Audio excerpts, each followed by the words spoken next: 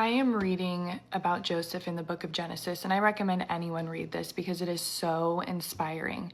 But how the Lord spoke to me is when you're in a waiting season, or maybe you're in a season of life where you just feel like, I don't know what good this is going to bring me, being in this spot, right?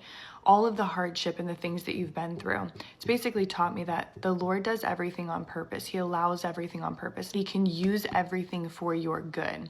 So Joseph had favor with the Lord from very early on, and his brothers were jealous and got rid of him, right? And so he also had favor with his father, and so that's one of the reasons the brothers were so jealous of him. So they get rid of him, and he has to go to the land of Egypt, becomes a servant and a prisoner, and just goes through constant struggle.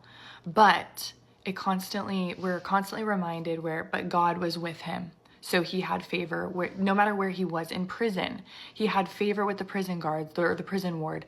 So he ran the prison, right? So no matter where he was at his lowest points, he always had God with him. So I can't imagine being in his shoes where your family betrays you, either wants to kill you and ships you off, literally sells you to a foreign land to get rid of you. That's how much they hated him. I can't imagine having that feeling, knowing that, and then going to a place where you're all alone, but he had the Lord with him. So even though I can imagine he's struggling, God still surrounded him with peace, favor, blessings. He provided for him no matter what season he was in. Sometimes it's important to look at our surroundings and still look at the ways that God has provided for us, right? But as he's kind of going towards the very end, and he's had favor with Pharaoh, puts him in charge of basically all of Egypt except for Pharaoh himself. He's naming his two sons, and he names them after his life experience at this point. His first son was named Manasseh, but he said, God has made me forget all of my hardship and my whole family. And then his second son was named Ephraim and said, God has made me fruitful in the land of my affliction. So I just thought that was so powerful that he's able to look and give all glory to the Lord, because no matter what he went through, God brought him through it. And here he is, blessed.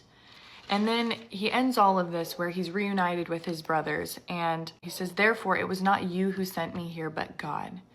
He has made me a father to Pharaoh, lord of his entire household, and ruler over all of the land of Egypt.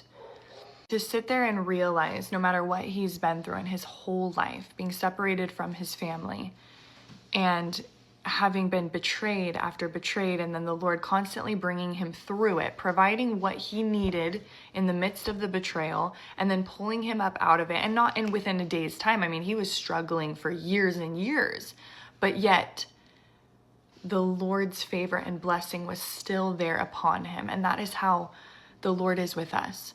No matter what we're going through and how hard it is, don't let your emotions drive you fully. Take a second to look back and think of all the ways that God has still provided for you and is providing for you and bringing you peace in those moments. Allow him in, and remember that everything is a part of God's bigger plan. But he can use it all for your good.